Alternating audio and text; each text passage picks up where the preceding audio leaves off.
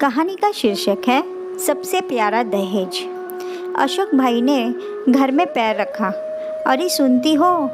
आवाज़ सुनते ही अशोक भाई की पत्नी हाथ में पानी का गिलास लेकर बाहर आई और बोली, अपनी बेटी का रिश्ता आया है।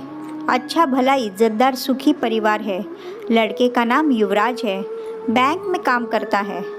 बस बेटी हाँ कर दे तो सगाई कर देते हैं। बेटी उनकी एकमात्र लड़की थी। घर में हमेशा आनंद का वातावरण रहता था। कभी कभार अशोक भाई सिगरेट व पान मसाले के कारण उनकी पत्नी और बेटी के साथ कहासुनी हो जाती, लेकिन अशोक भाई मजाक में निकाल देते। बेटी खूब समझदार और संस्कारी थी। एसएससी पास करके ट्यूशन सिलाई काम करके पिता की मदद करने की कोशिश करती। अब तो बेटी ग्रेजुएट हो गई थी और नौकरी भी करती थी, लेकिन अशोक भाई उसकी पगार में से 1 रुपया भी नहीं लेते थे और रोज़ कहते, बेटी यह पगार तेरे पास रख, तेरे भविष्य में तेरे काम आएगी। दोनों घरों की सहमति से बेटी और युवराज की सगाई कर दी गई और शादी का मुहूर्त भी निकलवा दिया। अब शादी के 15 दिन और बाकी थे। अशोक भाई ने बेटी को पास में बिठाया और कहा, बेटा तेरे ससुर से मेरी बात हुई। उन्होंने कहा दहेज में कुछ नहीं लेंगे, ना रुपए ना गहने और ना ही कोई चीज़। तो बेटा तेरे शादी के लिए मैंने कुछ रुपए जमा किए हैं। ये 2 लाख रुपए मैं तुझे देता हूँ, तेरे भविष्य में काम आएंगे। तू तेरे खाते में जमा करवा देना। ओके पापा। बेटी ने छोटा सा जवाब देकर अपने रूम में चली गई। समय को जाते कहाँ देर लगती है। शुभ दिन बारात आंगन में आई। पंडित जी ने विवाह विधि शुरू की। फेरे फिरने का समय आया।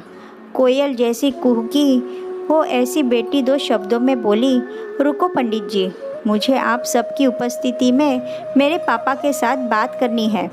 पापा, आपने मुझे लाड़ प्यार से बड़ा किया, पढ़ाया लिखाया, खूब प्रेम दिया।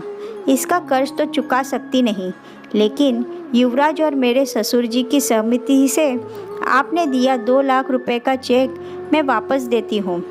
इन रुपयों से मेरी शादी के लिए हुए उधार वापस दे देना और दूसरा चेक 3 लाख जो मैंने अपनी पगार में से बचत की है। जब आप रिटायर होंगे तब आपके काम आएंगे। मैं नहीं चाहती कि आपको बुढ़ापे में आपको किसी के आगे हाथ फैलाना पड़े। अगर मैं आपका लड़का होता तब भी इतना तो करता ना।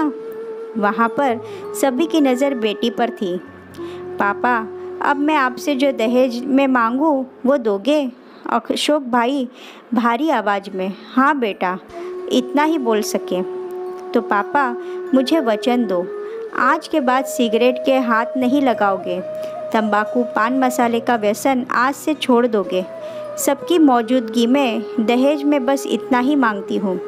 लड़की का बाप मना कैसे करता?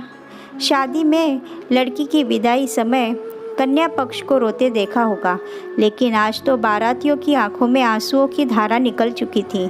मैं दूर से उस बेटी को लक्ष्मी रूप में देख रहा था। रुपए का लिफाफा मैं अपनी जेब से नहीं निकाल पा रहा था। साक्षात लक्ष्मी को मैं कैसे लक्ष्मी दूँ? लेकिन एक सवाल मेरे मन में ज़रूर उठा, भ्रूण हत्या करने वाले लोगों को इस जैसी लक्ष्मी मिलेगी क्या?